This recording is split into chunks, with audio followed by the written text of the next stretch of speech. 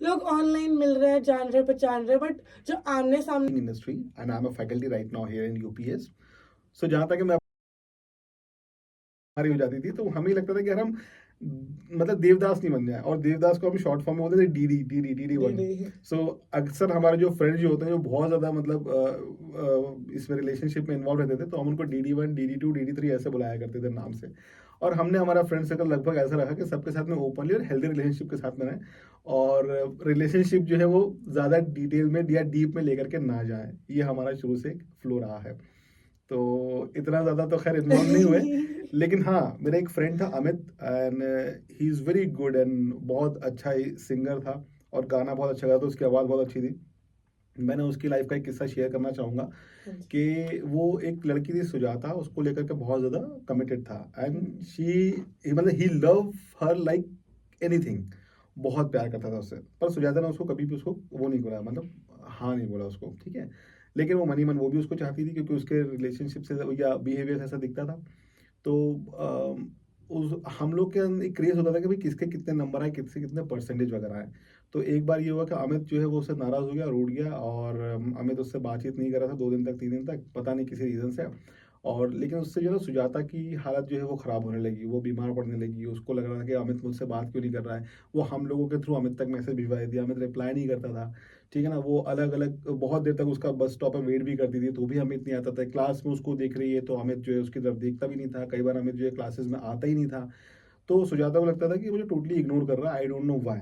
और वो डायरेक्टली भी बात नहीं करती थी क्योंकि अक्सर ऐसा होता है ना कि मतलब पहले के रिलेशनशिप में जो है ना इंस्टेंट बातचीत नहीं करते थे, थोड़ा सा नखरे और ये सब चीज़ें थोड़ा चलते हेजिटेशन थे। होती थी। तो अमित के बहुत ज़्यादा प्रॉब्लम अमित के साथ में ये थी कि उसके डैड बीमार थे और उसके डैड जो है वो लास्ट स्टेज पर थे। तो अमित को ही उसके बाद जिम्मेदारी संभालनी थी, पर ये बात वो बता नहीं पा रहा था किसी को। दैट द ओनली सिचुएशन जो मैंने अभी रिवील कर दी है। देन फाइनली ये हुआ कि जब रिजल्ट आया तो अमित रिजल्ट तक देखने नहीं आया अपना यूनिवर्सिटी में। तो सुजाता जो है वो गई जा करके, उसने सबसे पहले अमित का रिजल्ट देखा, उसने कि अमित का रिजल्ट, अमित जो है वो अच्छे नंबरों से पास हो गया। और फिर रास्ते भर ये सोचते सोचते आ रही थी कि अमित के रिजल्ट क्या अच्छा गया, ये गया वो गया, चलो मैं उसको बताऊंगी, ये करूंगी। लेकिन फाइनली अमित जो है उसको कैसे बताऊंगी, वो तो मुझसे बात नहीं करेगी। सोचते सोचते वो रोड क्रॉस कर रही थी, उसको ध्यान आया कि मुझे अपना रिजल्ट देखना है, और वो टर्न हुई और उसका एक्सीडेंट हो गया। और उसके आगे की सिचुएशन में बताना नहीं चाहूंगा, लेकिन that was the true love मैंने अपनी लाइफ में देखा है। और वो दिन और आज का दिन ना, अमित को मैं जानता हूँ, अमित ने आज तक शादी नहीं करी, and he still love that girl. So that's the kind of relationship that I have personally experience and have in my life with my friend Amit. So आज के दौर में मुझे वो रिलेशनशिप देखने को नहीं मिलती, दैट्स द स्टोरी। मिलेगा भी नहीं सर ऐसा सो तो। That is the thing, like situationship या बिंज, ये सब चीज़ें जो है वो मुझे लगता है कि यार ये बहुत शॉर्ट टर्म रिलेशनशिप है। जो कमिटमेंट हमने हमारी लाइफ में देखा है वो नहीं हो सकता। सिमिलरली एक और इंटरेस्टिंग स्टोरी मुझे एकदम से याद आई मेरे एक फ्रेंड की।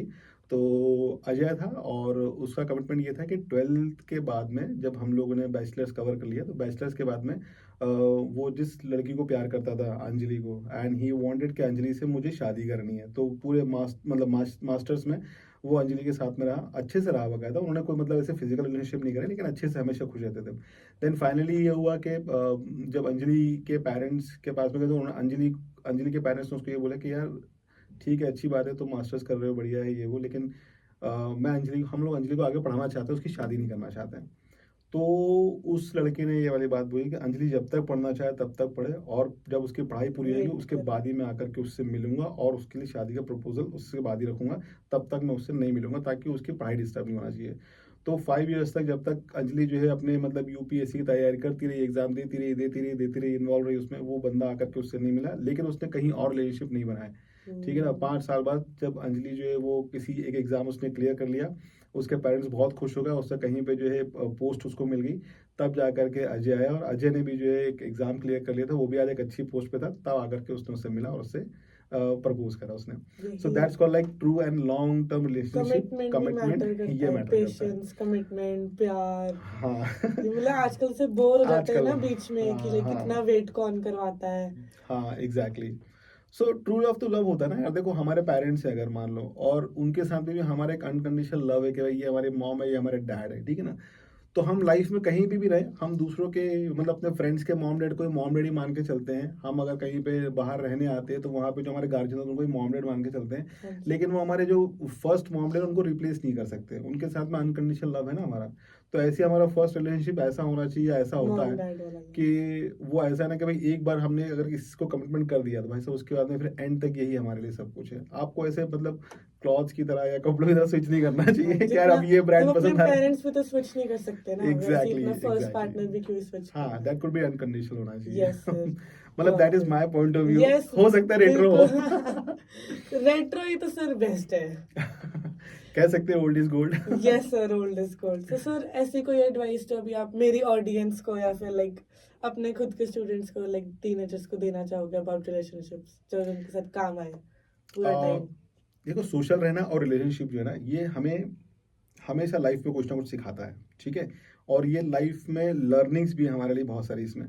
और अगर हमारे अच्छे रिलेशंस नहीं है ना तो हम मतलब ह्यूमंस ही नहीं है। कहने का मतलब ह्यूमंस क्यों है, क्योंकि हमारे अच्छे रिलेशंस और हम सोशल हैं बहुत ज़्यादा, ठीक है। लेकिन हमें ह्यूमन में ह्यूमन ही बन के रहना चाहिए, एनिमल नहीं बनना चाहिए। Yes yes.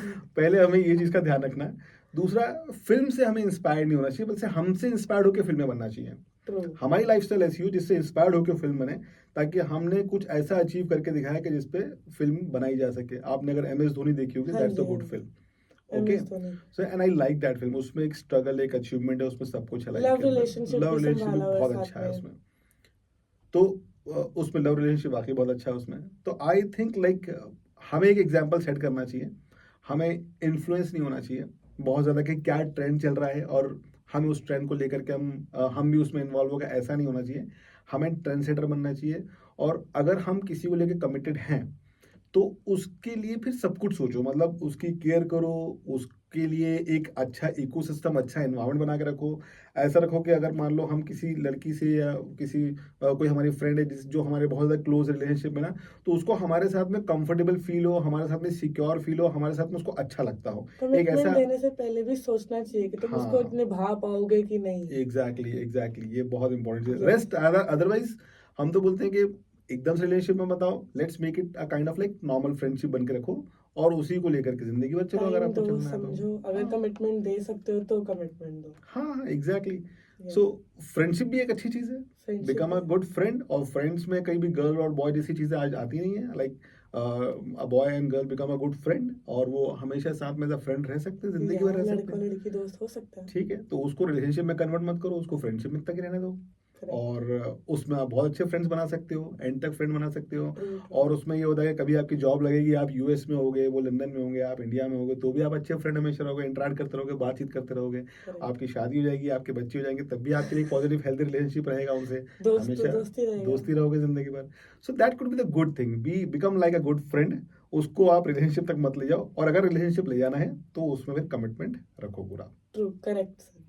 Thank you so much sir, आपसे बात करके बहुत अच्छा लगा। आई होप मेरी ऑडियंस को भी अच्छा लगा होगा और आपको भी अच्छा लगा होगा बात करके, शेयर करके। हाँ, मतलब कई ये सारे, बिल्कुल भी ऑकवर्ड नहीं था।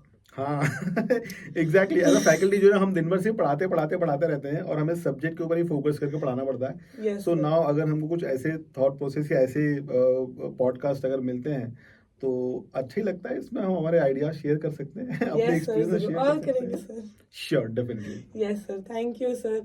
आई होप आपको भी सुनने में उतना ही मजा आएगा जितना मुझे सर के साथ पॉडकास्ट करने में। ऐसे ही और पॉडकास्ट सुनने के लिए like, share and subscribe to my channel below. और हाँ, बेल आइकन भी दबाना फॉर फर्दर नोटिफिकेशंस। एक और चीज, कमेंट करना मत भूलना जौन सी भी स्टोरी आपको अच्छी लगी। Thank you. Okay, thanks, bye. Thank you. Thank you sir, आपके पास तो बहुत स्टोरीज थी। कैसा रहा? अच्छा रहा? सर बढ़िया? अच्छा था।